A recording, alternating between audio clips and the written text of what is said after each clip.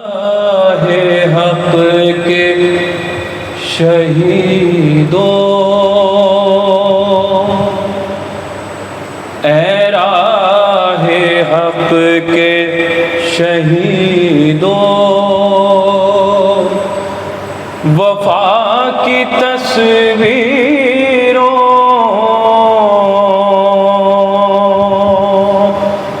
تمہیں عزا کے اجالے سلام کہتے ہیں،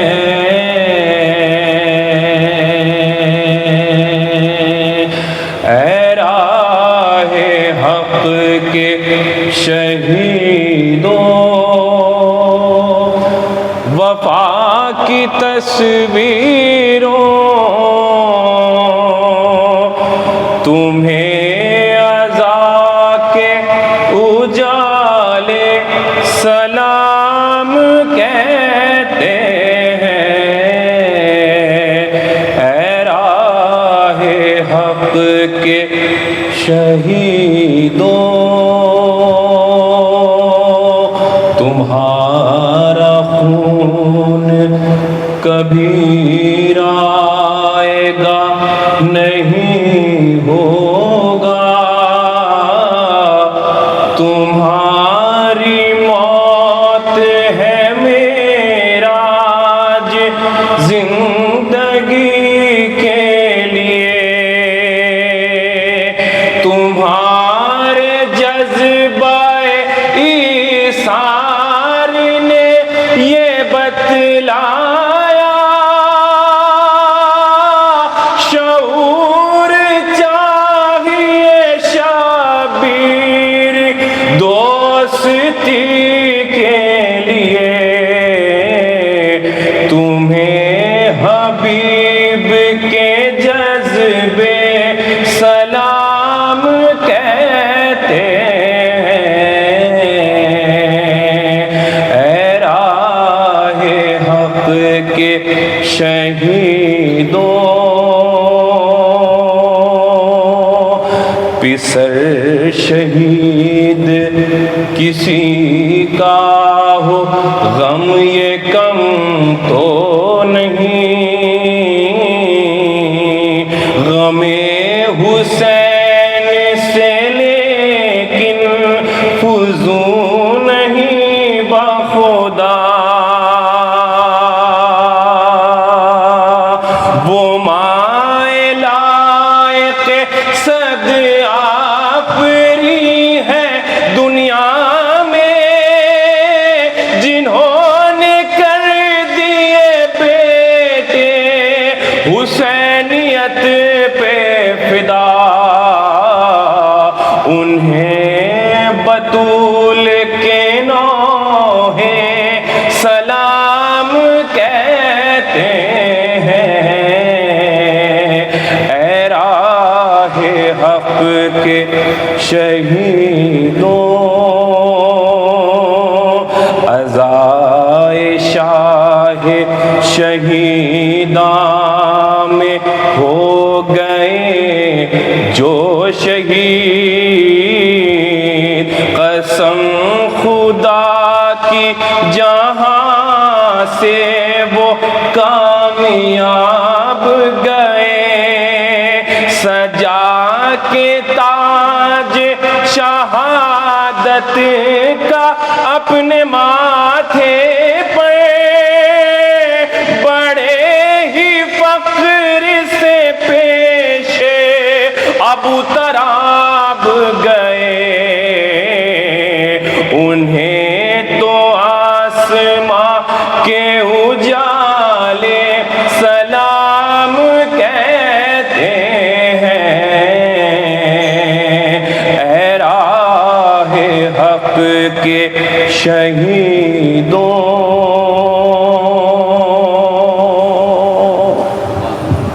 لگانے آئے تھے جو آگ آشیانے کو،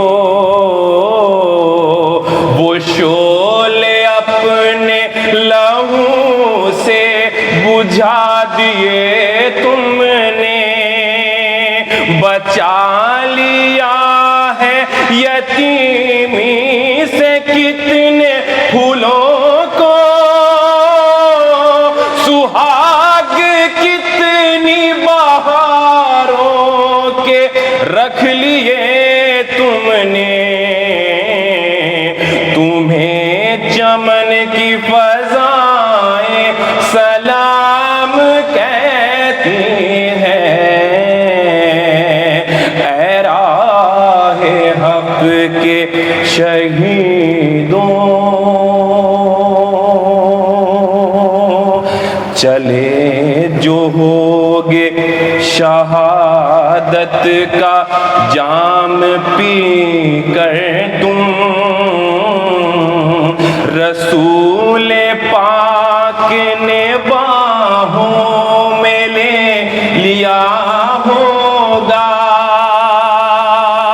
علی تمہاری شجاعت پہ جھومتے ہوں گے حسین پاک نے ارشاد یہ کیا ہوگا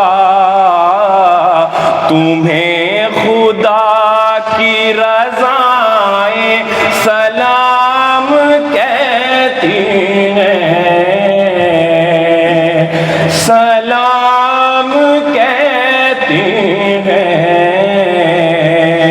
اے راہ حق کے شہیدوں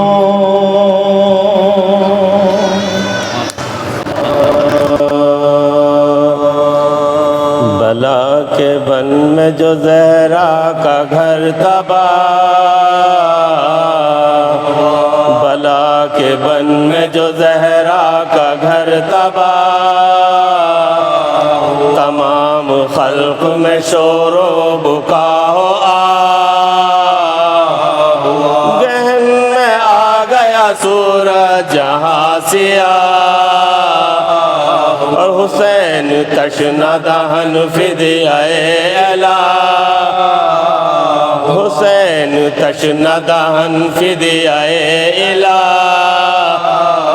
امیر فوج کی جانب ستم شعار سر حسین لیے شمر نابکار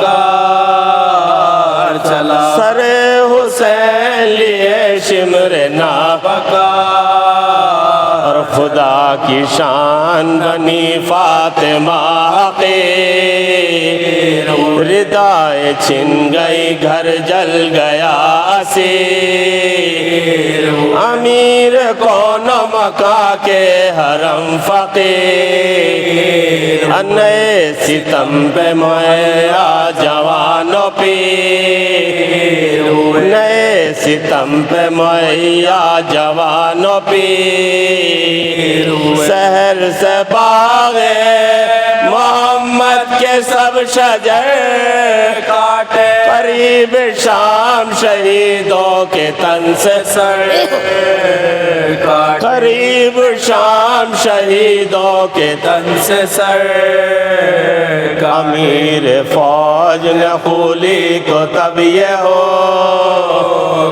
سوار دوش پیمبر کا سر سے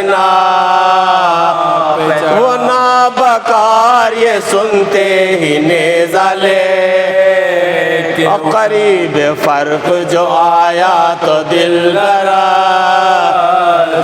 قریب فرق جو آیا تو دل ڈرا زمین سے سرور نہ اٹھ سکا ریاض حق کا گلے تر نہ اٹھ سکا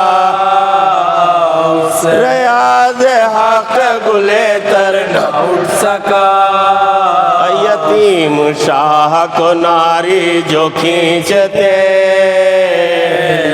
تو شمر نے کہا کیوں اے حسین کے تمام گھر بھی لٹا دل پہ داغ بھی فقیر ہو گئے پر سفر سے نباز فقیر ہو گئے پر سفر سے نباز جفا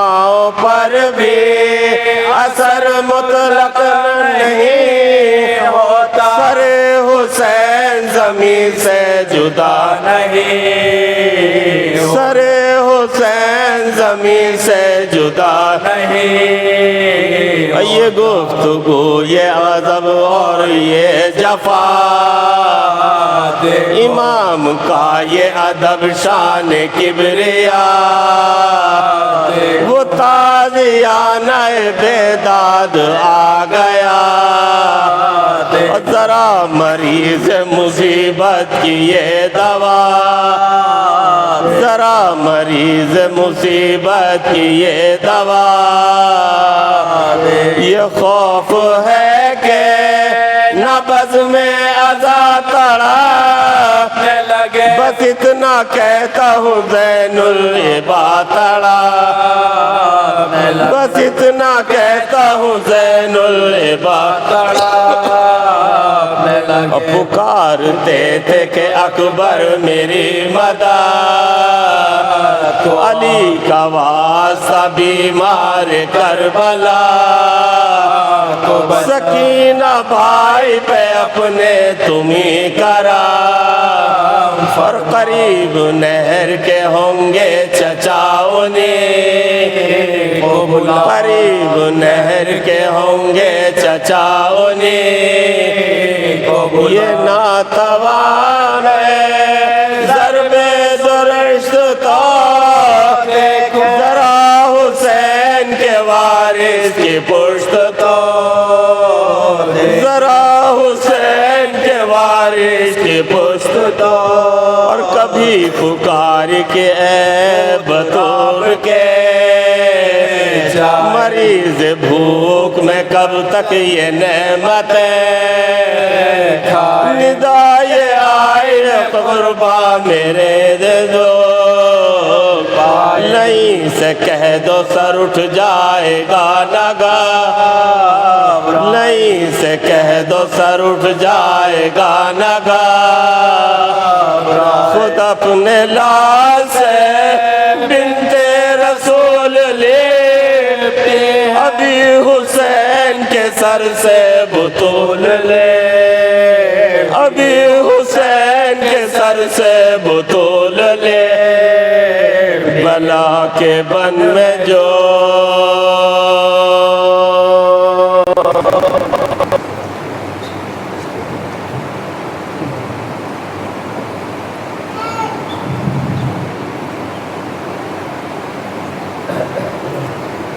ماشاءاللہ لا حول ولا قوة الا باللہ العلی العظیم۔ اعوذ باللہ من الشیطان اللعین الرجیم، بسم اللہ الرحمن الرحیم، الحمد للہ رب العالمین، بارئ الخلائق اجمعین، باعث الانبیاء والمرسلین، الصلاة والسلام والتحیة والإکرام على اشرف الانبیاء والمرسلین، خاتم النبیین الذی بعثه رحمة للعالمین، سیدنا ونبینا مولانا ابی القاسم المصطفى محمد،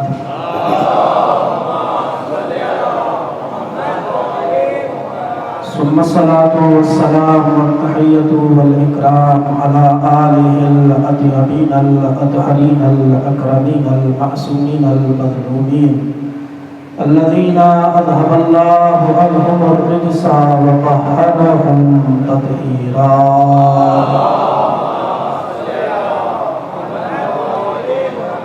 واللعنة الدائمة الأبدية الباقية على أعدائهم الشاكين فيهم والمنحرفين عنهم، أما بعد فقد قال مولانا أمير المؤمنين علي بن أبي طالب عليهم السلام،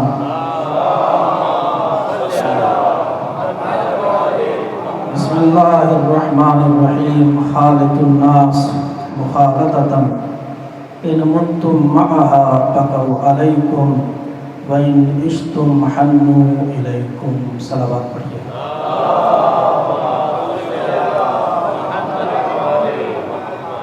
گزارش ہے ایک مرتبہ سورہ الحمد اور 3 مرتبہ سورہ اخلاص کو تلاوت فرما کر ان تمام شہداء کی ارواح کو ایصال فرمائے جن کے لیے یہ مجلس اعزا کا انعقاد کیا گیا ہے۔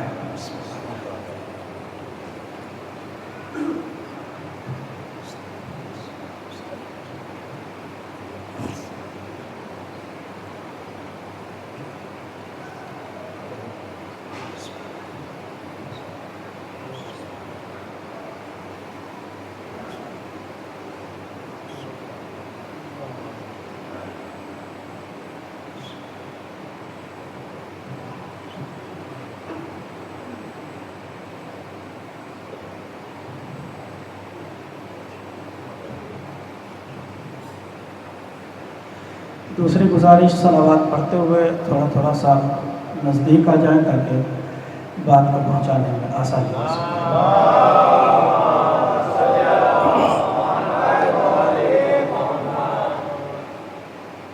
عزیزان کرام قدر، برادران عزیز، گزارش ہے کہ جتنی دیر میں آپ حضرات کے درمیان حائل رہوں، دل، دماغ، دھیان سب کچھ یہی رہے، اس لیے کہ گفتگو بڑی قیمتی گفتگو ہے اور آج کی مجلس ایک الگ نوعیت کی ہونے والی ہے۔ اگر تھوڑا سا آپ حضرات متوجہ ہو کے سماعت فرما لیں گے تو نہج البلاغہ سے مولا کائنات کی ایک کلمے کی تلاوت کا شرف حاصل کیا ہے۔ سب سے پہلے میں عرض کروں کہ نہج البلاغہ وہ کتاب ہے کہ جو 3 حصوں پر مشتمل ہے۔ سب سے پہلے خطبات ہیں، مولا نے جو خطبے ارشاد فرمائے ہیں وہ ہیں۔ اس کے بعد مکتوبات ہیں، مولا نے جو خطوط لکھے ہیں وہ اس کتاب میں پائے جاتے ہیں۔ اور پھر تیسرے مرحلے میں زندگی سنوارنے کے لیے مولا کے چھوٹے چھوٹے کلمے ہیں۔ انہی کلمات میں سے مولا کا یہ ایک کلمہ جس کو میں نے عنوان کلام قرار دیا، جس کا ترجمہ اگر میں آپ حضرات تک پہنچا سکا تو آپ حضرات متوجہ ہو جائیں گے کہ گفتگو کس رخ کی طرف جانے والی ہے۔ مولا کائنات نے فرمایا نہج البلاغہ میں کہ جب تم لوگوں کے درمیان رہو، لوگوں کے درمیان زندگی گزارو، جب تم لوگوں سے ملو تو اس طریقے سے ملو کہ اگر تم مر جاؤ تو لوگ تمہیں یاد کر کے آنسو بہائیں، اور اگر تم زندہ رہو تو لوگ تم سے ملنے کی تمنا کریں، آرزو کریں، خواہش کریں۔ مجھے امید ہے کہ آپ حضرات کا ذہن پہنچ گیا ہوگا کہ گفتگو کدھر جانے والی ہے، لیکن میں پہلے 1-2 باتیں نہج البلاغہ سے متعلق کر لوں اور پھر اپنے بات کو تسلسل دوں۔ نہج البلاغہ ہماری زندگی میں ہمیں اور آپ کو نہج البلاغہ کو اہمیت دینا چاہیے۔ رہا سوال یہ کہ ہم نہج البلاغہ کو اپنی زندگی میں کیسے اہمیت دے سکتے ہیں۔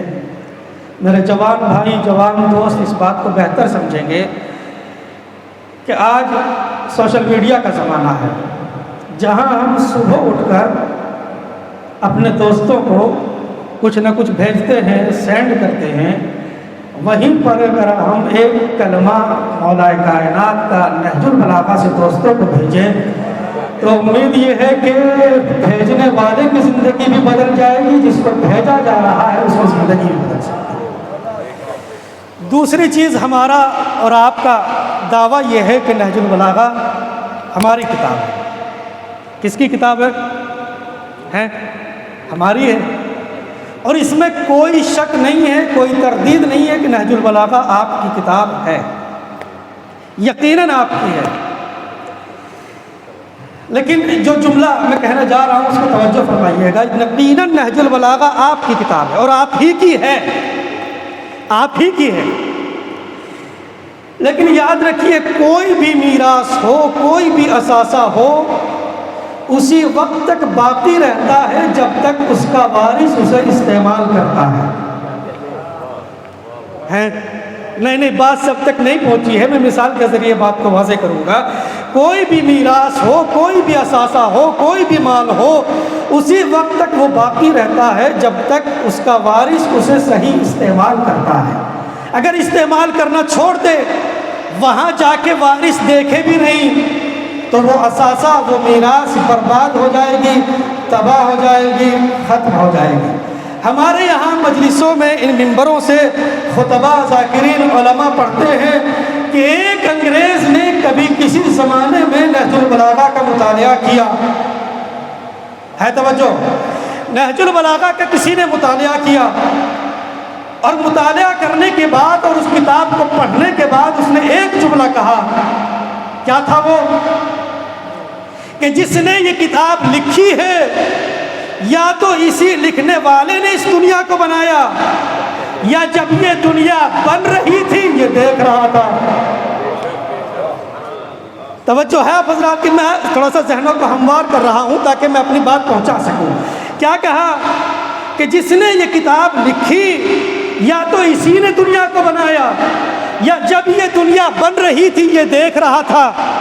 یہ بات سننے کے بعد جیسے ابھی نیچے سے سبحان اللہ کی آوازیں آ رہی ہیں نا، ہاں، اور اس پر نعرے بھی لگ جاتے ہیں اور ہم خوش بھی ہو جاتے ہیں کہ ایک انگریز کا قول ہے۔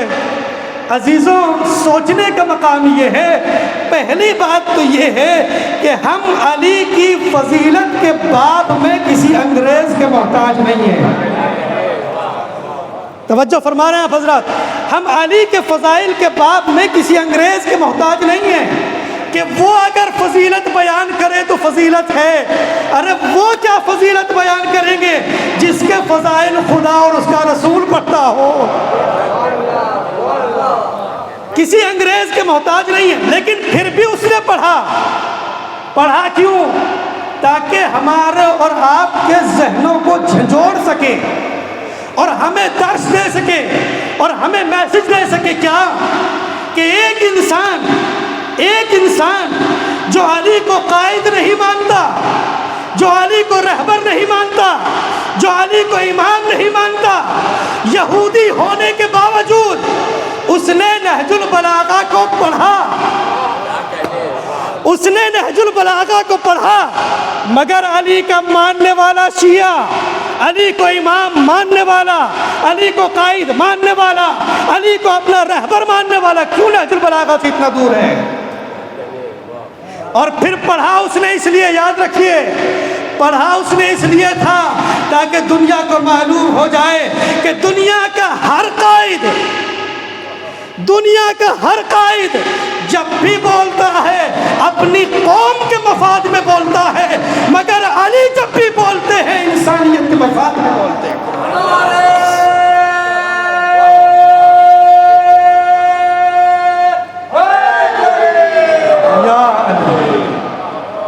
دنیا کا ہر قائد اپنی قوم کے مفاد میں بولتا ہے، مگر علی تنہا وہ شخصیت ہے کہ جب بھی بولے انسانیت کے مفاد میں بولے۔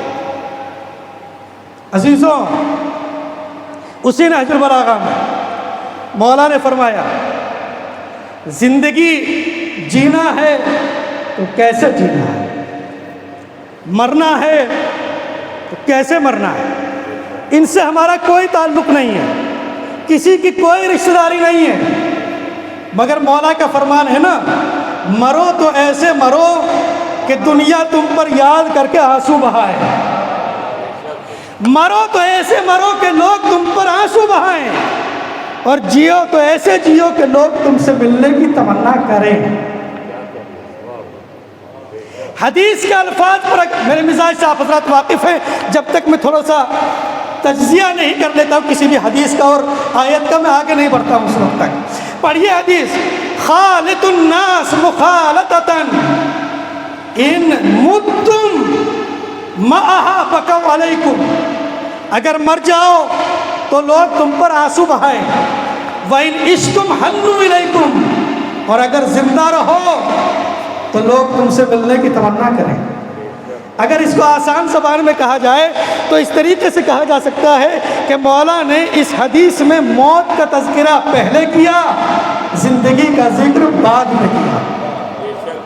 توجہ ہے آپ حضرات کی؟ کیوں کیا مولا نے ایسا؟ کیوں؟ اس لیے کہ علی مفسر قرآن ہے، علی ہے مفسر قرآن۔ قرآن صامت کیا کہتا ہے؟ الذی خلق الموت والحیات۔ قرآن نے بھی پہلے موت کا ذکر کیا، بعد میں حیات کا ذکر کیا۔ علی ہے مفسر قرآن، جو یہ بولتے ہیں وہی قرآن بنتا ہے، جو یہ بول دیتے ہیں وہی تو قرآن بنتا ہے نا۔ پہلے موت کا اعلان کیا علی نے بھی، بعد میں زندگی کا اعلان کیا۔ کیا فرمایا؟ ہمارے یہاں بھی، ہمارے یو پی میں تو مثال دی جاتی ہے کہ انسان کو اپنا مرنا پہلے یاد رکھنا چاہیے۔ زندگی کو یاد رکھنا کمال نہیں ہے عزیزوں، موت کو یاد رکھنا کمال ہے۔ بڑی توجہ، مولا نے کہا مرو تو ایسے مرو کہ لوگ تمہیں یاد کر کے تم پر آنسو بہائیں۔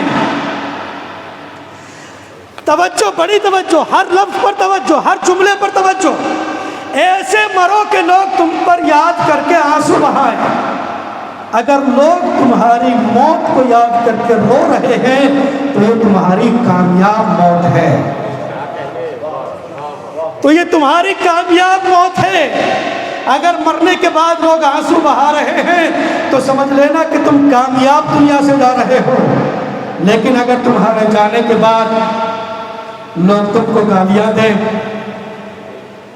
لعنتوں کے توپ تمہاری گردن میں پہنائیں اور شکر خدا ادا کریں اچھا ہوا چلا گیا، بڑا فتنہ باز انسان تھا، پوری جماعت میں فتنہ برپا کر رکھا تھا، پوری بستی کو آپس میں لڑا رکھا تھا، مولا فرماتے ایسے انسان کی موت کامیاب موت نہیں ہے، بلکہ جب تم جاؤ تو اس طریقے سے جاؤ کہ لوگ تمہیں یاد کر کے تم پر آنسو بہائیں، گالیاں نہ دیں۔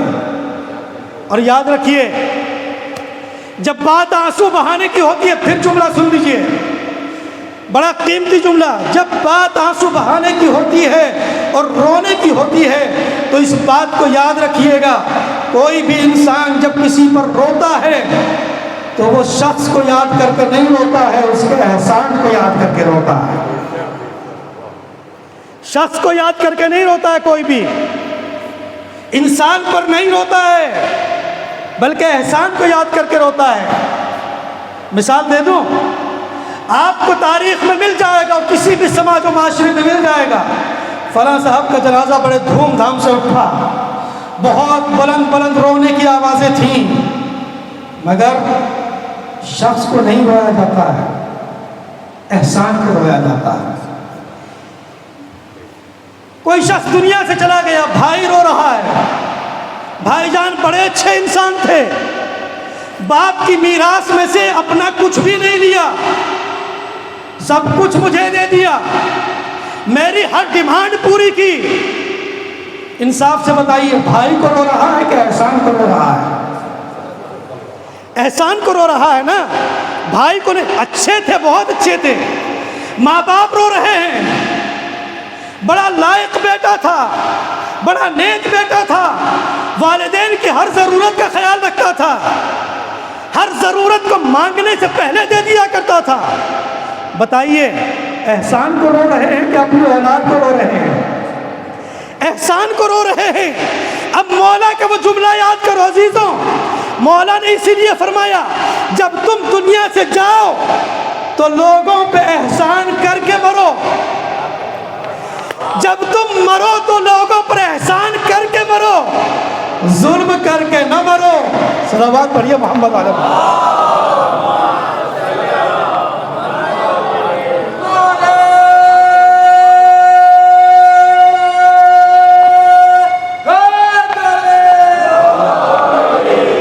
اچھا، ایک بات آ رہی ہے، بڑی نازک سی بات ہے، نزاکت کو محسوس کیجئے گا عزیزو، توجہ فرمائیے۔ ایک کسی گھر کی کوئی فرد مر گیا، گھر والے اس کے احسانات کو یاد کر کے رو رہے ہیں۔ کوئی محلے کا محسن تھا، محلے والے احسانوں کو یاد کر کے رو رہے ہیں۔ کوئی کسی بستی کا محسن تھا، بستی والے یاد کر کے رو رہے ہیں. کوئی کسی جماعت کا محسن تھا، جماعت والے یاد کر کے رو رہے ہیں. کوئی کسی ملک کا محسن تھا، اس کو یاد کر کے لوگ رو رہے ہیں. لیکن اگر کوئی شخص ایسا ہو جس کو زمین بھی روئے، آسمان بھی روئے، تو سمجھ لینا چاہیے وہ انسانیت کا محسن ہے. صلوات پڑھیے محمد آل محمد.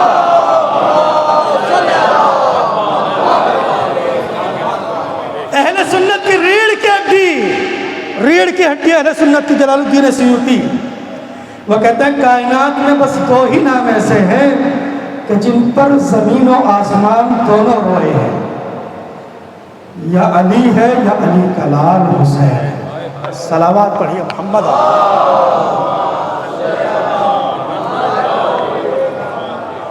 یہ تو مرنا ہے کہ مرو تو لوگوں پر احسان کر کے مرو،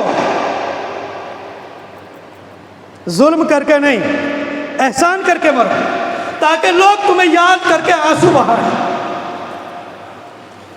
طریقے مولا نے دونوں سکھلائے ہیں اس ایک کلمے میں. مرنا کیسے ہے اور جینا کیسے ہے. مرنا پھر بھی آسان ہے، جینا پھر سخت ہے. مرنا بہت آسان ہے، جینا بہت مشکل کام ہے. کیسے جینا ہے؟ مولا نے فرمایا ایسے جیو کہ لوگ تم سے ملنے کا شوق پیدا کریں. ایسے جیو، ہاں اس سے آگے والا جملہ کہوں گا ضرور. ایسے جیو کہ اگر چند دنوں تک کسی کو نظر نہ آؤ تو لوگ تم سے ملنے کے لیے نکل پڑیں. نہیں، آگے والا جملہ خطرناک ہے. لوگ تم سے ملنے کے لیے نکل پڑیں، تمہیں دیکھ کر راستہ نہ بدلیں. تمہیں دیکھ کے راستہ نہ بدلیں بلکہ تم سے ملنے کے لیے نکل پڑیں. ہمارے یہاں معاشرے میں ایک مثال دی جاتی ہے نا، ارے ان کی بات کر رہے ہیں، یہ تو اتنے بڑے روب والے انسان ہیں، جب یہ کسی گلی سے گزرتے ہیں تو دیکھنے والا انہیں دیکھ کر راستہ بدل دیتا ہے. ہوتا ہے نا، دیکھنے والا دیکھ کے راستہ بدل دیتا ہے. کیا عزت و ذلت کا معیار یہی ہے؟ مولا نے فرمایا تم سے لوگ ملنے کی تمنا کریں، تمہیں دیکھ کے لوگ راستہ نہ بدلیں. یہ علی کا فرمان ہے.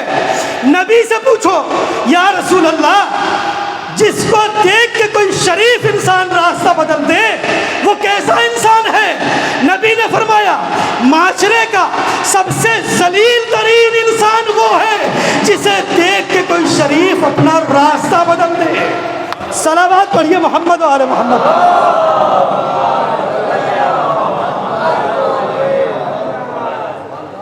جینا پھر بہت سخت کام ہے عزیزوں، بہت سخت کام ہے. جسے دیکھ کے بنی ہاشم میں کوئی ایک شخصیت بتائیے کہ جس کو دیکھ کے کسی نے راستہ بدلا ہو. ہے تاریخ ہے نا آپ کے سامنے، مگر ہاں انہی کے مقابلے میں بنی امیہ میں سے جانے کتنے لوگ ایسے تھے جن کو دیکھ کے شریف ہاں راستہ بدل دیا کرتے تھے. اور پھر اسی سے ملتی جلتی ایک حدیث اور آپ کو ایک گوش گزار کرتا ہوں، مگر میری نہیں ہے، مولا علی کی حدیث ہے. توجہ، علی کی حدیث ہے. علی کے معنی ہے بلند، کلام ہے بلندی والے کا. لہذا اذہان کو معراج کی منزل پہ لے کے آئیے اور پھر سمجھیے کیا کہ مولا کیا کہنا چاہ رہے ہیں. چونکہ پست قد اور پست ذہن والوں کی فکر میں علی کبھی آ ہی نہیں سکتے. توجہ عزیزو، توجہ. مولا نے فرمایا، پہلا جملہ کیا کہا مولا نے؟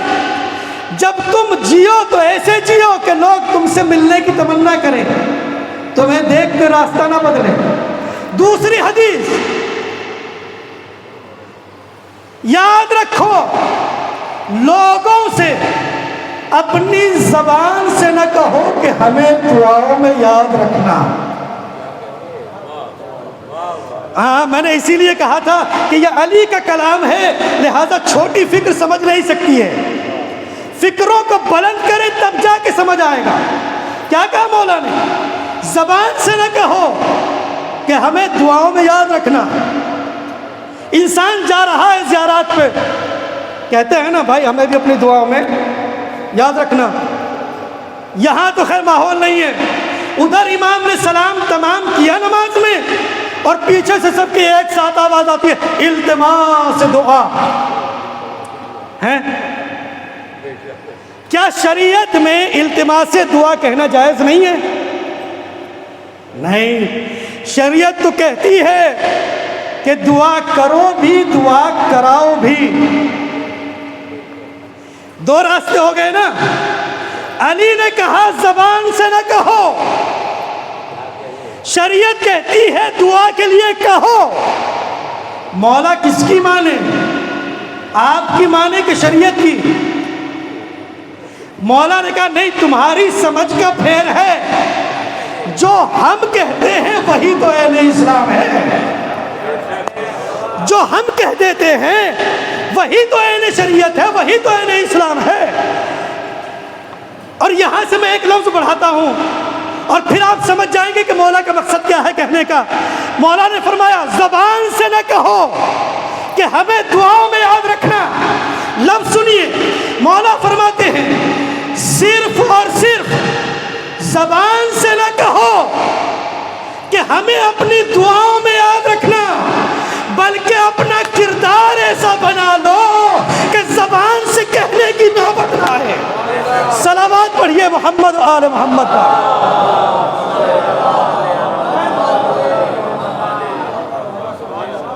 صرف زبان سے نہ کہو کہ ہمیں دعاؤں میں یاد رکھنا.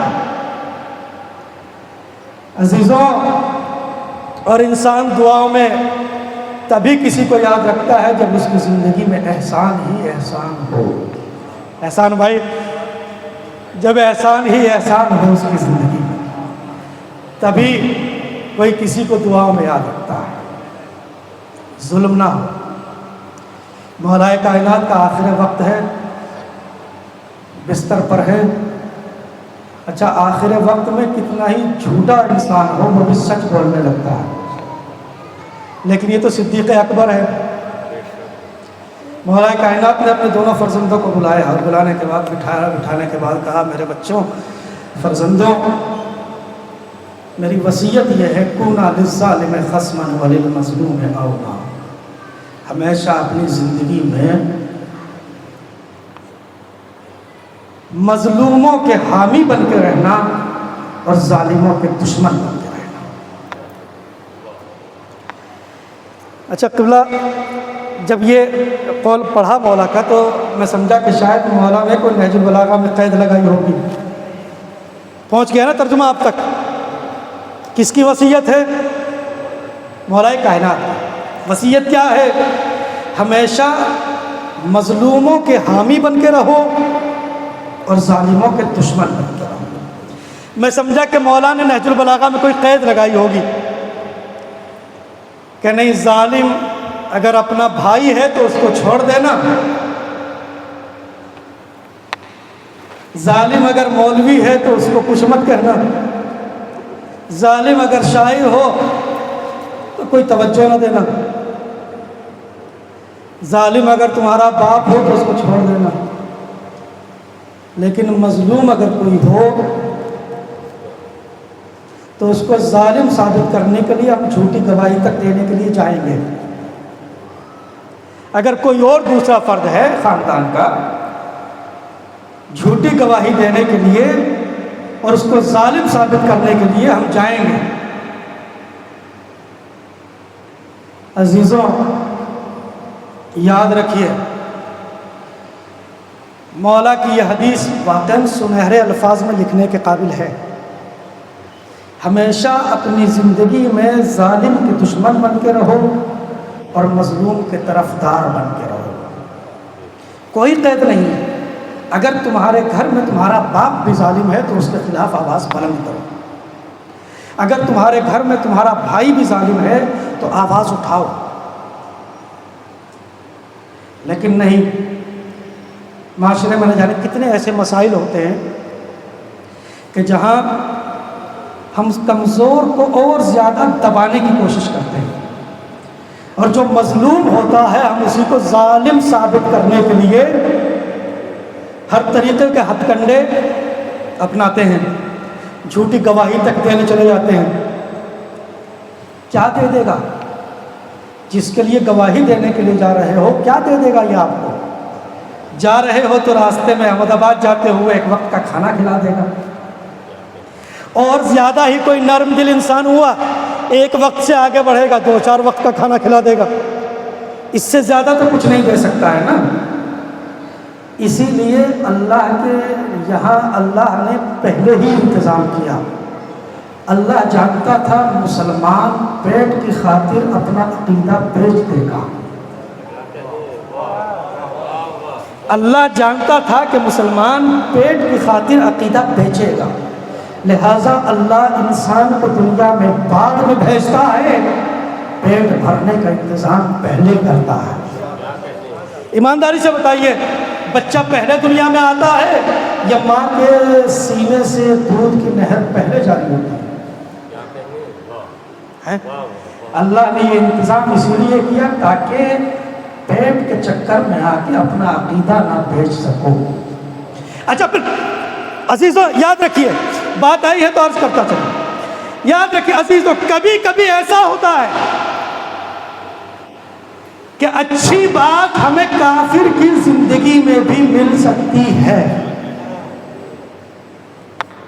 بات رزق کی آئی ہے نا، اچھی بات ہمیں کافر کی زندگی میں مل سکتی ہے، اور نہ ملے تو مومن کی زندگی میں بھی نہ ملے۔ اچھی بات کافر کی زندگی میں بھی مل سکتی ہے۔ توجہ فرمائے عزیزوں، خلیل خدا جناب ابراہیم علیہ السلام، جناب ابراہیم کی عادت یہ تھی کہ جناب ابراہیم بغیر مہمان کے کھانا نہیں کھاتے تھے۔ توجہ ہے، جناب ابراہیم ایک روز دسترخوان پر بیٹھے ہوئے انتظار کر رہے تھے، اتفاق سے سامنے سے کافر آ گیا۔ جیسے ہی کافر آ، جناب ابراہیم نے کہا بھائی آئیے آئیے، بٹھایا دسترخوان پہ، اور بٹھانے کے بعد جناب ابراہیم نے ایک جملہ کہا اور کہا بھائی کہو بسم اللہ الرحمن الرحیم۔ اس نے کہا یہ بسم اللہ کیا ہوتا ہے؟ کہو کہ میں شروع کرتا ہوں ابراہیم کے رب کے نام سے۔ کہا میں تو تمہارے رب کو مانتا ہی نہیں، تو میں کہوں کیوں؟ مجھ جیسا اگر انسان ہوتا تو ارے بھائی کہہ دو، کہنے سے مسلمان تھوڑے ہو جاؤ گے، تمہیں کم سے کم کھانا تو مل جائے گا۔ مگر اس نے کہا نہیں، میں جسے مانتا ہی نہیں ہوں میں کیوں کہوں کہ میں شروع کر رہا ہوں اس کے نام سے۔ جناب ابراہیم نے کہا اچھا اگر نہیں کہتے ہو تو میں ہوں خلیل خدا، میں بغیر بسم اللہ کے تمہیں یہاں سے کھانا نہیں کھانے دوں گا۔ کافر تھا مگر باغیرت تھا، بے غیرت نہیں تھا۔ فوراً کہنے لگا ابراہیم اگر یہ بات ہے تو میں بھی کافر ضرور ہوں، لیکن یاد رکھو یہاں سے بھوکا جانا گوارا کروں گا مگر کہہ نہیں سکتا ہوں، کہہ نہیں سکتا ہوں، بھوکا چلا جاؤں گا مگر کہوں گا نہیں۔ بھوکا چلا گیا، آواز آئی ابراہیم، جوش محبت عقل پر غالب آ گیا، جوش محبت عقل پر غالب آ گیا۔ پروردگار کرتا کیا؟ تیرا دشمن اور تیرے خلیل کے دسترخوان پہ بیٹھ کے کھلاتا۔ آواز قدرت آئی، ابراہیم یہی تو کہہ رہا ہوں کہ جوش محبت عقل پہ غالب آ گیا۔ ابراہیم اس کو بھیجنے سے پہلے ایک لمحے کے لیے نہیں سوچا وہ جو اپنے گھر میں کھاتا ہے وہ کس کا دیا ہوا کھاتا ہے۔ ابراہیم یاد رکھو جب میں خدا ہو کے بند نہیں کرتا۔ صلوات پڑھیے محمد و آل محمد۔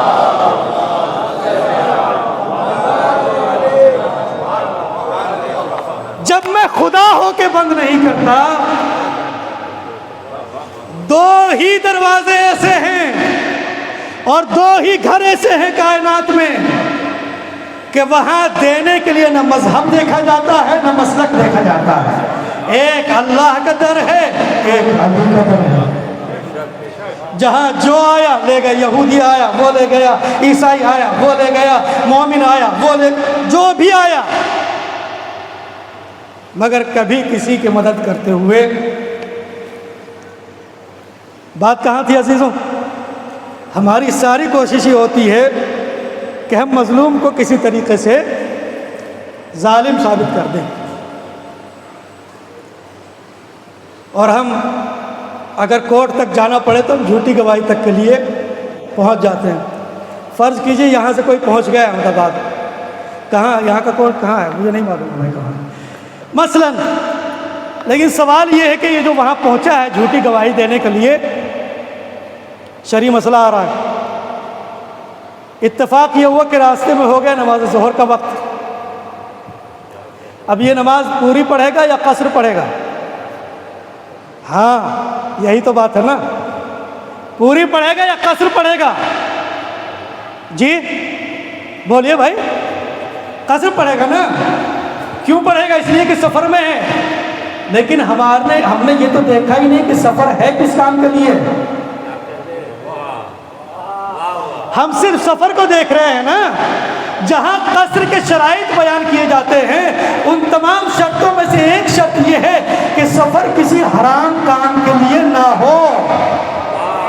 اگر سفر حرام کام کے لیے ہے تو نماز قصر نہیں ہے، پوری ہے، مکمل پڑھے گا۔ یہ شرط بتائی کس نے؟ یا ایام امام علی رضا علیہ السلام ہے نا، یہ شرط بتائی کس نے ہمیں اور آپ کو؟ یہ شرط بتائی ہے ہمارے 8ویں امام نے۔ 8ویں امام جب مدینے سے نکل کے پہنچے ہیں خراسان کے لیے تو اصفہان پہنچے، اور جیسے اصفہان پہنچے تو امام کی زیارت کے لیے 2 شخص مدینے سے چلے،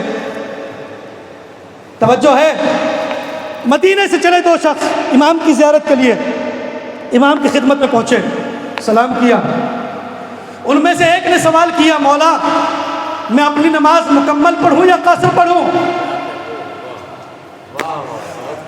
مولا نے کہا تم اپنی نماز قصر پڑھو۔ دوسرے نے پوچھا مولا میرے لیے کیا حکم ہے، میں مکمل یا قصر؟ مولا نے فرمایا تم مکمل پڑھو، مولا نے فرمایا مکمل پڑھو۔ چونکا، مولا یہ کیسی شریعت ہے؟ یہ بھی مدینے سے آیا، میں بھی مدینے سے آیا، یہ بھی اصفہان تک، میں بھی اصفہان تک، اس کے لیے شریعت کا حکم کچھ اور ہے، میرے لیے کچھ اور ہے۔ مولا نے کہا اسی لیے تو کہتے ہیں نا ہم لوگوں کی باتیں ہر کسی کی سمجھ میں نہیں آ سکتی، کہ یاد رکھو یہ جس کے لیے میں نے قصر کا حکم دیا یہ آیا ہے میری زیارت کے لیے، اور تو آیا ہے ہمارے دشمن کی زیارت کے لیے، اور ہمارے دشمن کی زیارت اسلام میں حرام ہے، اس لیے تجھے نماز مکمل پڑھنا پڑے گی۔ عزیزوں جملہ کہہ دوں، قصر قصر قصر اللہ کا وہ عظیم تحفہ ہے، اللہ کا وہ عظیم ہدیہ ہے جو اللہ مومنین کو دیتا ہے، منافقوں کو نہیں دیتا۔ صلوات پڑھیے محمد علیہ، اس سے بہتر انداز میں صلوات پڑھیے محمد علیہ۔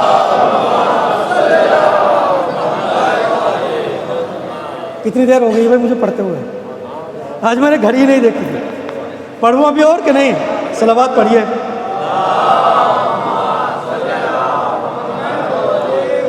اچھا اتفاق کی بات ہے آج پہلی مرتبہ ایسا ہوا کہ میں نے ممبر میں بیٹھ کے گھڑی نہیں دیکھی۔ ایک اور صلوات کریں۔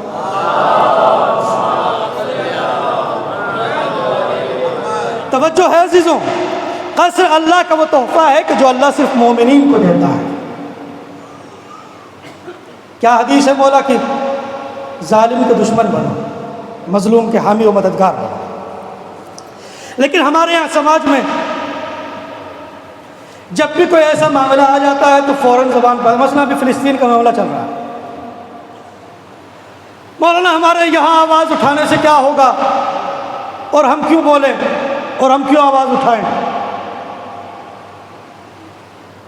دشمنوں کی، ظالموں کی تعداد زیادہ ہے، اور دنیا بھر میں ظالم ہی زیادہ ہیں، اور یہ تاریخ کا اگر آپ سروے کریں گے تو ہر زمانے میں ظالم زیادہ رہے، مظلوم کم رہے۔ ان الانسان لفی خسر الا الذین آمنوا، بہت تھوڑے سے لوگ ہیں جو مظلومین ہیں، جو حق کے پرستار ہیں۔ ہم کیا کریں؟ ہماری آواز اٹھانے سے فائدہ کیا ہوگا؟ ان لوگوں کے لیے ظالم بہت زیادہ ہیں، ہم تو پھر بھی بہت تھوڑے سے ہیں۔ ان کے لیے جواب یہ، اگر آپ کربلا میں ہوتے تو کدھر جاتے؟ صلوات پڑھیے محمد وعلی محمد۔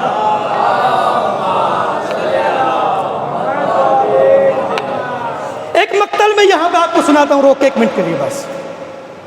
قافلہ حسینی مدینے سے بڑھ رہا ہے کربلا کی طرف، راستے میں ایک مقام پہ قافلہ رکا، امام حسین علیہ السلام پر غنودگی طاری ہوئی، اور جب آنکھ کھلی تو امام کی زبان پر فوراً کلمہ کیا تھا؟ استرجاع، انا للہ و انا الیہ راجعون۔ جناب علی اکبر آگے بڑھے، آگے بڑھ کے پوچھا، بابا اس موقع پر کلمہ استرجاع یعنی کیا؟ مولا نے فرمایا، بیٹا یہ جو قافلہ آگے بڑھ رہا ہے اس کے پیچھے پیچھے موت بھی اس کے پیچھے پیچھے چل رہی ہے۔ جناب علی اکبر نے وہاں پر اپنے بابا سے ایک سوال کیا۔ کیا سوال تھا؟ بابا اولسنا علی الحق، بابا کیا ہم حق پر نہیں ہیں؟ امام حسین علیہ السلام حق پہ ہیں کہ باطل پہ ہیں بیٹا؟ ہاں۔ دیکھیں جو بات اس بچے کو معلوم ہے، کیا وہ جناب علی اکبر کو نہیں معلوم ہے؟ اس ممبر کے تقدس میں اور اس ممبر کے طفیل سے جو بات اس بچے کو معلوم ہے، کیا وہ جناب علی اکبر کو نہیں معلوم ہے؟ معلوم ہے، مگر جناب علی اکبر بتانا کیا چاہ رہے ہیں؟ اپنے بابا سے سوال کر کے کیا پیغام دینا چاہ رہے ہیں؟ دنیا والوں، ماننے والوں، شیعوں، میں اپنے باپ کے ساتھ اس لیے نہیں ہوں کہ حسین میرا بابا ہے، بلکہ میں اپنے بابا کے ساتھ اس لیے ہوں کہ میرا بابا حق پر ہے۔ میں باپ کی محبت میں نہیں آیا ہوں، بلکہ اس لیے آیا ہوں کہ میرا بابا حق پر ہے۔ خطبہ نمبر 51 یا 52، 51 یا 52 نمبر کا خطبہ ہے مولانا۔ بات کو وہیں پہ لے آؤں، میں دور نہ لے کے جاؤں، بہت ساری باتیں کہی جا سکتی ہیں۔ مرو تو ایسے مرو کہ لوگ تم پر آنسو بہائیں، جیو تو ایسے جیو کہ لوگ تم سے ملنے کی تمنا کریں۔ عزیزوں، مجھے ایمانداری سے بتائیے، ہمارے یہاں موت اور زندگی کا معیار کیا ہے؟ جی سو تو نہیں رہا ہے کوئی؟ اگر کوئی سو رہا ہو تو اٹھا دیجیے گا۔ ہاں، چونکہ بہت نازک بات آ رہی ہے، بہت قیمتی بات۔ زندگی اور موت کسے کہتے ہیں؟ جواب آپ میں سے ہر ایک کا اگر یہی ہے جو میں دینے جا رہا ہوں تو خالی بس گردن ہلا دیجیے گا، بولیے گا کچھ نہیں۔ کب موت کسے کہتے ہیں؟ کب موت یعنی انسان کے جسم سے روح کا جدا ہو جانا۔ انسان کے جسم میں روح ہے تو انسان زندہ ہے، روح نکل گئی تو مردہ۔ آنکھیں کھلی ہیں تو زندہ ہے، آنکھیں بند ہو گئی تو مردہ ہے۔ جس کو 4 آدمی اٹھا کے لے جا رہے ہوں وہی مردہ ہے۔ جو نماز پڑھا رہا ہے وہ زندہ ہے، جس کی پڑھی جا رہی ہے وہ مردہ ہے۔ جو قبر میں لیٹا ہوا ہے وہ مردہ ہے، جو لٹانے والا ہے وہ زندہ ہے۔ جو باہر تلقین پڑھ رہا ہے وہ زندہ ہے، جس کی پڑھی جا رہی ہے وہ مردہ ہے۔ مولا کائنات نہج البلاغہ میں فرماتے ہیں، توجہ عزیزوں، توجہ، مولا نہج البلاغہ میں فرماتے ہیں کبھی کبھی اس کا برعکس بھی ہو سکتا ہے۔ اس کا الٹا بھی ہو سکتا ہے۔ الٹا کیسے ہو سکتا ہے؟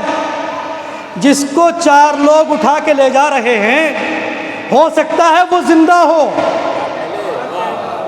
اور یہ جو 4 کاندھوں پہ لاد کے لے جا رہے ہیں یہ مردہ ہو۔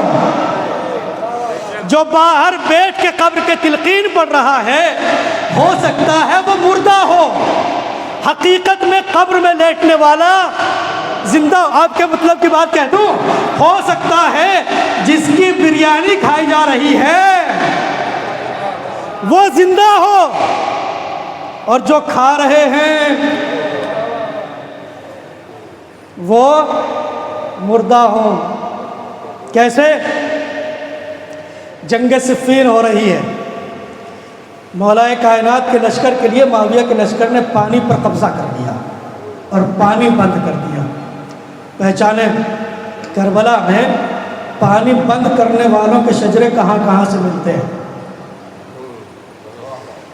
پانی بند کر دیا، مولا کا لشکر سر کو گھٹنوں میں ڈال کے افسوس کے ساتھ بیٹھ گئے۔ مولا آئے، حالت دیکھی لشکر کی، حالت دیکھنے کے بعد کہا کیا بات ہے، کیوں ایسے مایوسی کے عالم میں بیٹھے ہوئے؟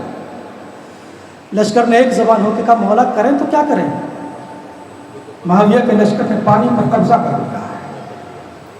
توجہ سے سنو، مولا نے فرمایا یہ سر کو گھٹنوں میں ڈال کے بیٹھنے کا مقام نہیں ہے۔ کہ مولا پھر کیا کریں؟ اس کے بعد مولا کا جملہ جا کے نہج البلاغہ میں دیکھیے گا، مولا نے فرمایا قد استطعمتم القتال فاعتروا على مظلة وتأخير محلة أو رفع السيوف من الدماء والترفع من الماء فالحياة في موتكم مقهورين والحياة في موتكم قاهرين۔ کیا خوبصورت جملہ ہے مولا کا۔ مولا نے اپنے لشکر والوں سے کہا یہ اپنے سر کو گھٹنوں میں ڈال کے بیٹھنے کا مقام نہیں ہے۔ مولا پھر کریں تو کیا کریں؟ کہ کھڑے ہو جاؤ، اور تمہارا دشمن تم سے جنگ کرنا چاہتا ہے اور ان سے جنگ کرو، اور یاد رکھو جب تم اپنی تلواریں نکال لو گے تب تمہارے سامنے 2 راستے ہیں۔ پہلا راستہ تو یہ ہے کہ اپنی تلواروں کی پیاس ان کے خون سے بجھاؤ، اور اپنے جسموں کی پیاس پانی کے ذریعے بجھاؤ، اور پھر دوسرا راستہ یہ ہے کہ یا تو باطل کے سامنے سر جھکا کے بیٹھ جاؤ، یا اپنے سر کو باطل کے سامنے اٹھا لو، اور اگر تم سر جھکا لو گے باطل کے سامنے تو تم زندہ ہو کے بھی مردہ ہو، لیکن اگر تم اپنا سر باطل کے سامنے اٹھا لو گے تو تم مردہ ہو کے بھی زندہ کہے جاؤ گے، گلا کٹ جائے گا پھر بھی زندگی ملے گی۔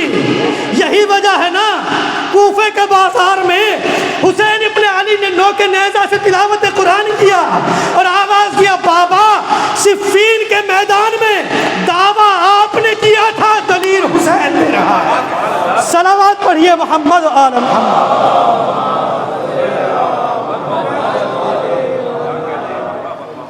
صفین کے میدان میں دعویٰ آپ نے کیا تھا، دلیل میں یہاں سے دے رہا ہوں۔ اگر باطل کے سامنے سر اٹھا کے جیو گے تو مردہ ہو کے بھی زندہ رہو گے، لیکن اگر جھکا لیا اپنے سر کو تو زندہ ہو کے بھی مردہ ہو جاؤ گے۔ اب ایک ہی تو آواز آتی ہے دنیا بھر سے، ان کو کیا پڑی تھی بیچاروں کو؟ ان کو کیا پڑی تھی کہ یہ فلسطین کے حق میں آواز اپنی بلند کرے؟ مگر نہیں، یہ علی کے ماننے والے تھے، علی کے قول پہ عمل کر رہے تھے، چونکہ علی نے فرمایا تھا اگر باطل کے سامنے سر جھکا کے جیو گے تو جی کے بھی مردہ ہو، جی کے بھی مردہ ہو۔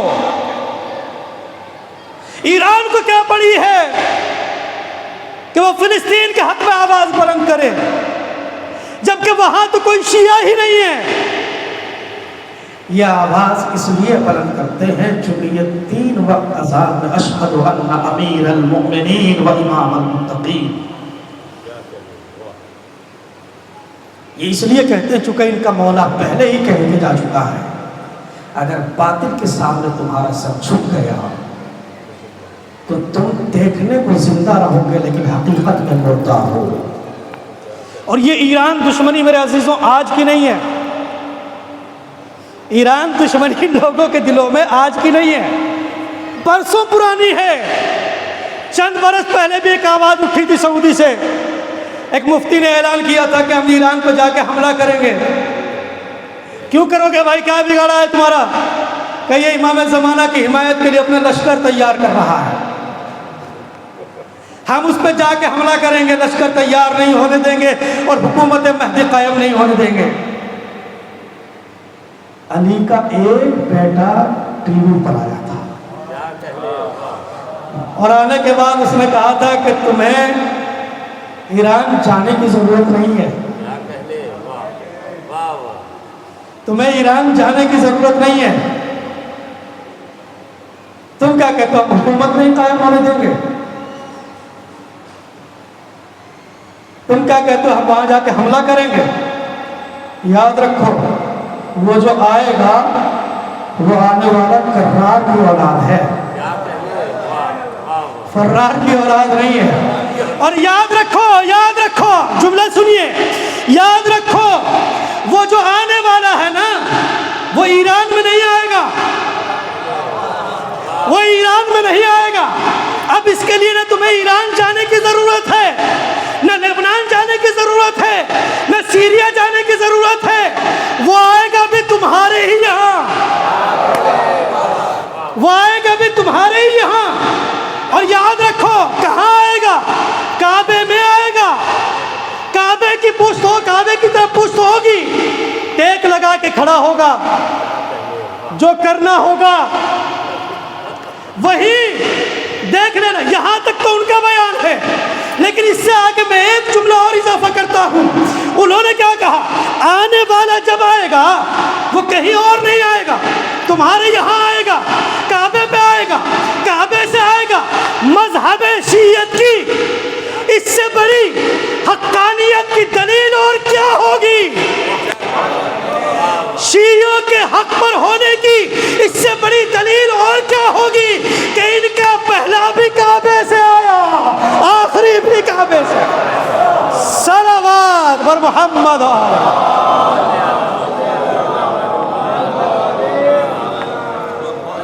پہلا بھی کعبے سے آیا، آخری بھی کعبے سے آیا. اگر باطل کے سامنے جھک جاؤ گے تو زندہ ہوگے تو مردہ ہوگے، اور اگر سر اٹھا لو گے تو بظاہر تم مر جاؤ گے لیکن مر کے بھی تمہیں زندگی دی جائے گی. ایسے ہی لوگوں کے لیے کہا گیا کہ قرآن مجید کے اندر ہم ان لوگوں کو حیات طیبہ عطا کریں گے، پاک و پاکیزہ زندگی دیں گے. یہ دو علماء کی تصویریں آپ دیکھ رہے ہیں، ان کے بارے میں اگر میں کچھ نہ کہوں، صرف ایک جملہ کہہ کے بات کو تمام کرتا ہوں. یہ جو دو تصویریں آپ دیکھ رہے ہیں، آپ کی طرف سے یہ ممبر کی طرف والی تصویر کون تھی؟ یہ دیکھا ہے نا سب نے سوشل میڈیا پر، ایران کے شہر تبریز کے امام جمعہ. سوچیے کتنے بڑے عالم ہوں گے جن کا باپ خود عالم ہونے کے بعد کہتا ہے کہ مجھ پر ان کی اطاعت واجب ہے. اتنا بڑے عالم ہوں گے.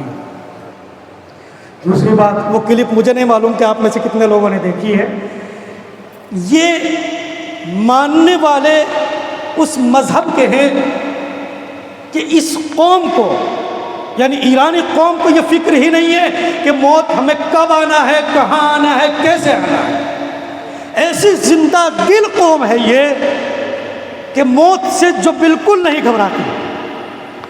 اپنی شہادت سے چند دنوں پہلے یہی آیت اللہ علیہ ہاشم سفر کر رہے تھے اور اپنی گاڑی میں اپنے جو ساتھ تھے مسافر، ان سے کہا کہ مجھے فخر ہے کہ میں ایران کے اس شہر کا امام جمعہ ہوں کہ جس شہر کو یہ افتخار حاصل ہے اور یہ فخر حاصل ہے کہ اس شہر کے 2 امام جمعہ مجھ سے پہلے شہید ہو چکے ہیں. ہاں یہاں تک تو بات ٹھیک ہے، لیکن اس کے بعد کا جو جملہ ہے، اور پھر مسکرا کے فرمایا کہ مجھے فخر ہے کہ میں تیسرا بھی انہیں دونوں سے جا کے ملحق ہو جاؤں گا۔ یعنی کہاں سے ان کو کس نے بتایا کہ تمہیں شہادت ملنے والی ہے؟ کس نے بتایا ان کو کہ تمہیں شہادت ملنے والی ہے؟ تم شہید کیے جانے والے ہو، تم درجہ شہادت پر فائز ہونے والے ہو۔ کتنے افتخار کی بات ہے عزیزوں۔ ایک جملہ اگر میں آخر مجلس میں نہ کہوں تو شاید مجلس کا حق ادا نہ ہو۔ جوانوں، مؤدبانہ کہہ رہا ہوں، دست بستہ کہہ رہا ہوں، سوشل میڈیا جتنی اچھی چیز ہے اتنی ہی خطرناک چیز بھی ہے۔ کوئی بھی چیز نہ اچھی ہوتی ہے نہ بری ہوتی ہے، ہر چیز کا استعمال اسے اچھا اور برا بناتا ہے۔ بہت ساری چیزیں ہم لائیو دیکھتے ہیں، دیکھنا کمال نہیں ہے، دیکھا یہ جائے گا آپ دیکھ کیا رہے ہیں، کس کو سن رہے ہیں۔ عزیزوں، مجھے امید ہے کہ آپ حضرات پہنچ جائیں گے جہاں تک میں پہنچانا چاہ رہا ہوں۔ کچھ لوگ سوشل میڈیا کو اپنی ڈھال بنا کے اور شیعت کا لبادہ اوڑھ کے، مگر اس سے بڑی ذلت کیا ہوگی کہ وہ لبادہ اتار بھی لیا گیا ہے۔ شیعت کا لبادہ اوڑھ کے کتنے بدبخت ہیں وہ انسان کہ جو شیعت کے آستینوں میں رہ کے شیعت کو ہی ڈسنے کا کام کرتے ہیں۔ کہتے اپنے آپ کو شیعہ ہیں،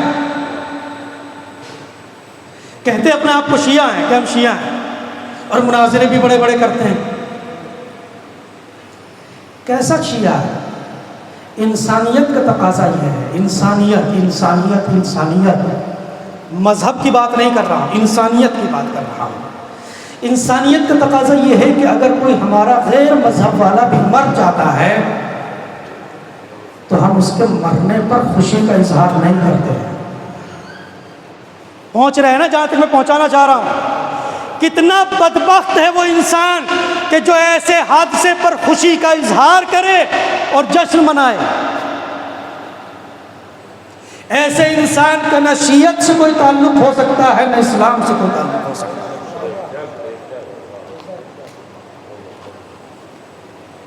جبکہ آپ جانتے ہیں، سب دیکھتے ہیں، غیر مذہب کا بھی کوئی مر جاتا ہے، اگر اپنی طبیعی موت بھی مرتا ہے تو تب تک خوشی کا اظہار نہیں کرتے ہیں۔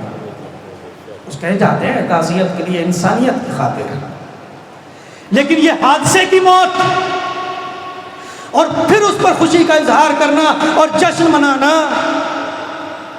انسانیت سے بھی انسان کو بے دخل کرتا ہے۔ جبکہ آپ نے دیکھا جو انسانیت پسند لوگ ہیں، جن کے سینوں میں انسانیت کا دل ہے، انہوں نے اپنے اپنے ملکوں میں سوگ کا اعلان کیا ہے۔ جس ملک میں ہم رہ رہے ہیں وہاں کی حکومت نے بھی 1 دن کے سوگ کا اعلان کیا، بعض ملکوں نے 3 دن سوگ کا اعلان کیا، اور خود ایران نے 5 دن سوگ کا اعلان کیا۔ کیوں؟ ایران کا تو یہ ہے کہ چلیے وہ ایران کے رہنے والے تھے، یہاں سے کیا تعلق ہے؟ نہیں، انسانیت ہے۔ اور یہ بتلاتا ہے کہ ابھی بھی ہمارے اندر مذہب چاہے جو بھی ہو، لیکن ابھی بھی ہمارے اندر کہیں نہ کہیں انسانیت کی کچھ رمق باقی ہے۔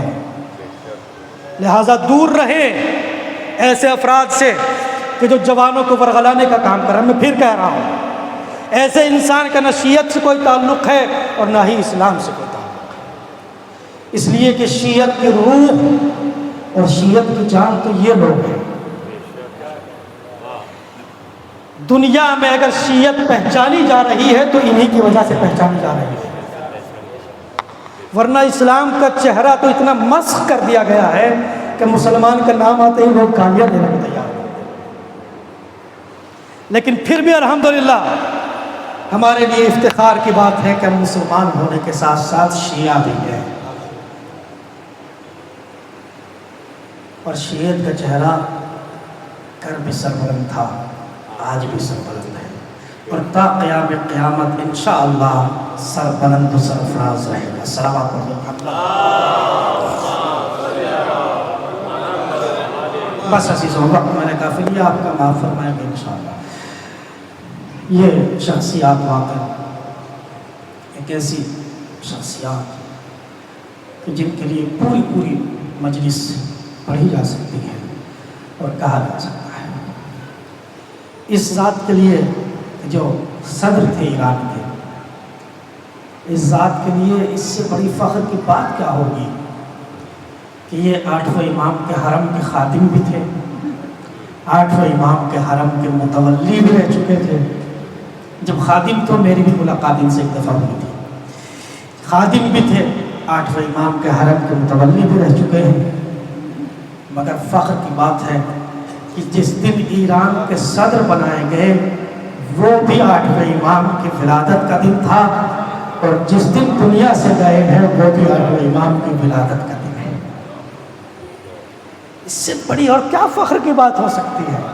یعنی یہ کہا جا سکتا ہے کہ ہماری زندگی، وہ ہے نا زیارت عاشورہ کا جملہ، اللہم اجعل محیایا محیا محمد و آل محمد و ممات ممات محمد، ہماری زندگی بھی اہل بیت سے جڑی ہوئی ہے، ہماری موت بھی اہل بیت سے جڑی ہوئی ہے۔ بس عزیزوں، ایک بہترین شخص، ایک بہترین انسان، ہمارا روحوں کا تعلق ان سے ہے، روحوں کا تعلق ہے عزیزوں۔ لیکن ہمارے ہر غم کا مداوا بہرحال یہ تو وہی جانتا ہے کہ جس کا کوئی اپنا جاتا ہے، لیکن ہاں شاید گھر والوں کو بھی اس شخصیت کے جانے کا اتنا دکھ اور غم نہ ہو جتنا ہمارے رہبر کو ان کے جانے کا دکھ ہوا، جتنا رہبر کو، چونکہ ظاہر سی بات ہے رہبر کی کیفیت ان کے جانے کے بعد شاید وہی ہوئی ہوگی جو مولا کائنات کے سامنے مالک اشتر کے جانے کی ہوگی۔ اللہ اکبر، اللہ اکبر، اللہ اکبر۔ چونکہ ایک نظام کو چلانے کے لیے ایک انسان نظام نہیں چلا سکتا ہے، بہت سارے لوگوں کی ضرورت ہوتی ہے، اور یہ بہت ہی محتاط اور بہت ہی محکم شخصیت تھی کہ جو اس دنیا سے گئی ہے۔ مگر ہمارے ہر دکھ کا، ہر غم کا علاج ہمیں کربلا ہے۔ انہوں نے بھی شہادت پائی ہے لیکن شہید اعظم حسین ابن علی ہے، یہ بھی شہید ہوئے ہیں لیکن شہید انسانیت حسین ابن علی ہے۔ کیوں نہ ہو، ماننے والے تو اسی حسین کے ہیں نا، کہ جس حسین نے اپنی جان دے کے، اپنی عزت دے کے انسانیت کو بچایا تھا، انہوں نے بھی اپنی جان دے کے فلسطین کے مظلوموں کو بچایا ہے۔ اپنی جان جاتی ہے تو جائے، لیکن ہاں جو مظلومین جہان ہے ہم ان کے حق میں آواز ضرور بلند کریں۔ اللہ اکبر عزیزوں، شہید اعظم، شہید انسانیت حسین ابن علی ہے۔ حسین ابن علی آخر مقصد کے لیے خیام میں آئے، اور آنے کے بعد اپنی ماجائی سے کہا، بہن زینب مجھے کوئی پھٹا پرانا لباس لا دو۔ زینب سوچ میں پڑ گئی، بھیا جس کے لیے اللہ نے شب عید جنت سے نیا لباس بھیجا تھا، وہ حسین اللہ کی بارگاہ میں جانے کے لیے پرانا پھٹا پرانا لباس کیوں مانگ رہا ہے؟ جانتے ہو امام کی مصلحت امام جانے، لیکن امام نے کہا بہن تمہارا سوچنا صحیح ہے، لیکن میں جانتا ہوں، میں امام وقت ہوں، میں جانتا ہوں کہ میری شہادت کے بعد ظالم میرے بدن سے گرم لباس تک اتار لیں گے، ہو سکتا ہے پھٹا پرانا لباس دیکھ کے کسی کو رحم آ جائے۔ اللہ اکبر، وہ ہزاروں لباس سے بدن کیا، اور آخر میں اپنی ماجائی سے کہا بہن ذرا مجھے سید سجاد کے پاس لے کے چلو۔ سجاد اشک عالم میں پڑے ہوئے ہیں، شانہ ہلایا، بیٹا اٹھو، بابا رخصت آخر کے لیے آیا ہے۔ سجاد نے بس سے آنکھیں کھولی، آواز دی، بابا یہ آپ کے لباس پر خون کی چھینٹیں کیسی ہیں؟ فرمایا بیٹا سید سجاد بس مختصر یہ ہے، مردوں میں تمہارے اور میرے علاوہ کوئی باقی نہیں ہے۔ سید سجاد نے اتنا سنا اور ایک آواز دی، پھپھی اماں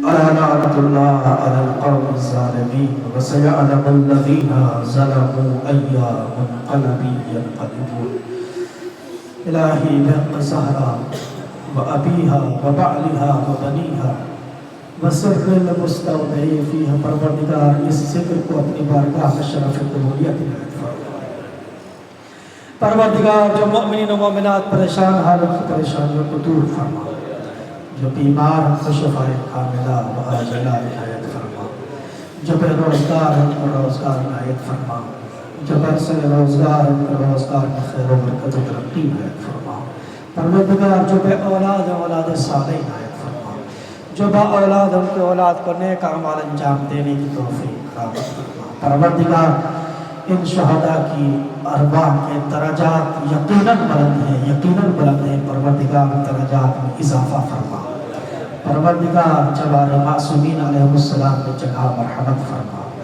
پروردگار دشمنان اسلام کو سر نگوں فرما پرچم اسلام کو سر بلند فرما پروردگار اگر کسی بھی طریقے کی ان شہداء کی شہادت میں کسی بھی طریقے کی کوئی سازش ہے پروردگار ان کو ان کے کیفر کردار تک پہنچا پروردگار دشمنان ایران کو نیست و نابود فرما پروردگار تمام شیعہ حیدر کرار جہاں جہاں بھی ہیں ان کی جان مال عزت و ناموس کی حفاظت فرما پروردگار اس پروگرام کو منعقد کرنے کے لیے جس نے جیسے بھی خدمت کی ہے جیسے بھی زحمت اٹھائی ہے پروردگار سب کی زحمات کو خدمات کو اپنی بارگاہ میں شرف قبولیت عنایت فرما پروردگار ان تمام افراد کی نیک توفیقات میں اضافہ فرما پروردگار اب زمانہ پورا شوق ہے